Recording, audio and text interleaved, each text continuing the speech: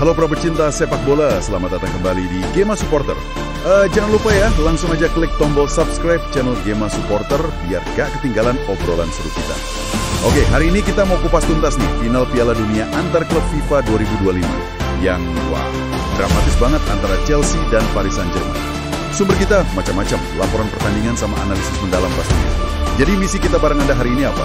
Kita bakal bedah momen-momen penting, kontroversinya, sama makna di balik kemenangan 3-0 Chelsea yang sebenarnya lebih dari skor akhir. Siap ya? Mari kita mulai. Final kemarin tuh rasanya beda banget ya. Format baru 32 tim, stadionnya penuh sesak, 81 ribuan penonton lebih, terus taruhannya tuh loh, tinggi banget. Iya, PSG kan ngejar septuple yang wah bersejarah banget kalau dapat 7 trofi semusim. Sementara Chelsea, mereka butuh bukti nih, setelah sering banget dibilang, proyek miliaran gagal gitu kan. Betul. Di sisi lain ada juga keluhan soal jadwal padat sama cuaca panas yang ekstrim. Kontras banget sama gemerlap komersial turnamennya. Nah, itu dia. Jadi ada ketegangan ya. Kelihatan banget sih.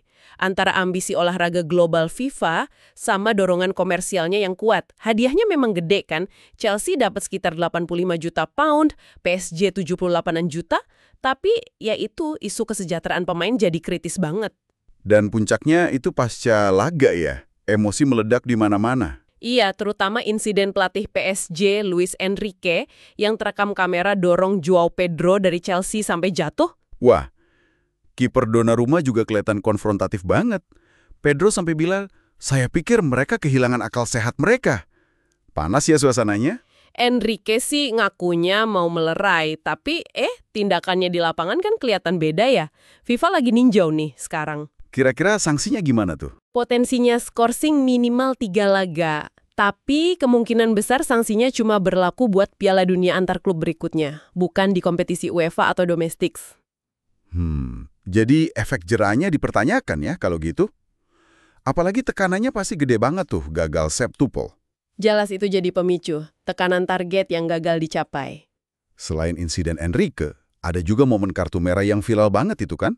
Menit 84. Ah iya, Joao Neves dari PSG. Kartu merah langsung setelah VAR lihat dia narik rambut Marc Cucurella. Itu langsung rame di medsos ya? Rame banget. Ada yang bercanda bilang rambut Cucurella itu cara gampang dapat kartu merah. Ada juga yang lebih serius, nuduh Cucurella sengaja mancing amarah, apa ya istilahnya, rage baiting. Ini kayaknya puncak frustrasi PSG ya. Disiplinnya runtuh gitu. Tepat sekali. Udah ketinggalan jauh, terus ada insiden kayak gitu. Bisa jadi juga ini bagian dari taktik Chelsea buat manfaatin frustrasi lawan. Sekaligus contoh, gimana momen unik di lapangan bisa jadi gede banget karena media sosial. Menarik. Loh, tapi kontras nih, Presiden PSG Nasser Al-Khelaifi justru kelihatan tenang banget setelah kalah. Nah, ini dia, strategi komunikasi. Dia bilang, kekalahan ini baik bagi kami. Kami harus rendah hati, sambil tetap muji musim PSG yang dia bilang luar biasa karena juara Liga Champions, Ligue 1, sama Coupe de France. Jadi kayak ngontrol narasi gitu ya, biar nggak terlalu negatif dampaknya? Persis, membingkai kekalahan sebagai pelajaran, melindungi citra klub setelah gagal target septuple yang nilai komersialnya tinggi itu. PR yang cerdas di tengah kecewaan. Sementara PSG sibuk nata narasi, Chelsea justru, transformasinya gila-gilaan. Dari yang tadi sering diejek proyek gagal, sekarang jadi juara dunia. Iya, kemenangan ini langsung mengubah persepsi publik. Memvalidasi investasi besar mereka kan. Sekarang mereka bisa pasang lencana emas juara dunia di jersey. Jadi satu kemenangan bisa ngubah cerita sebuah klub ya? Bisa banget. Walaupun ya, proyek jangka panjangnya mungkin masih jalan terus. Menariknya, Kapten Reece James juga ngomongnya tetap pragmatis. Fokus utama katanya tetap Premier League sama Liga Champions. Nggak ada perayaan gede-gedean juga ya? Nah, itu bisa jadi sinyal prioritas internal klub memang tetap di kompetisi Eropa. Di balik kemenangan tim, ada juga nih pemain yang sinarnya terang banget. Kiper Robert Sanchez, mainnya gila. Rating 10/10 dari beberapa media.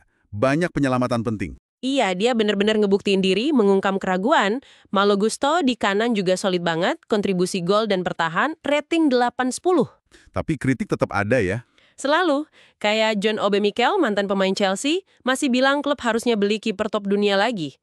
Standar klub elit memang gitu, nggak ada puasnya. Satu laga bagus belum tentu aman. Dan tentu saja, bintang utamanya Cole Palmer. Ah, iya. Bola emas, pemain terbaik turnamen. 2 gol, 1 assist di final. Gila sih. Pujiannya udah kelas dunia, bahkan ada yang bilang bisa jadi pemain terbaik dunia. Ini langsung bikin rame soal perannya di timnas Inggris buat Piala Dunia 2026 nanti. Manajer Thomas Tuchel bakal percaya nggak sama dia sebagai tumpuan. Dia dianggap jimat baru Inggris sekarang. Ekspektasinya jadi tinggi banget ya buat pemain muda. Pasti. Tapi sukses di turnamen gede kayak gini memang selalu memicu debat soal timnas. Fleksibilitas dia main di banyak posisi itu nilai plus banget. Terakhir nih, ada elemen yang agak, gimana ya, mengejutkan. Arena politik masuk lapangan. Oh, soal kehadiran Donald Trump di seremoninya? Iya, mantan Presiden AS itu kan kontroversial. Ikut ngasih medali, lama di panggung, reaksinya macam-macam dari penonton. Ada sorakan, ada cemoohan, sampai ada meme Trump melakukan aksi John Terry gara-gara kelamaan deket trofi. Iya, Palmer sendiri ngaku agak bingung katanya. Itu gimana liatnya? Ya ini nunjukin gimana acara olahraga global makin sering bersinggungan sama politik. Hubungan Trump sama Presiden FIFA Infantino kan deket.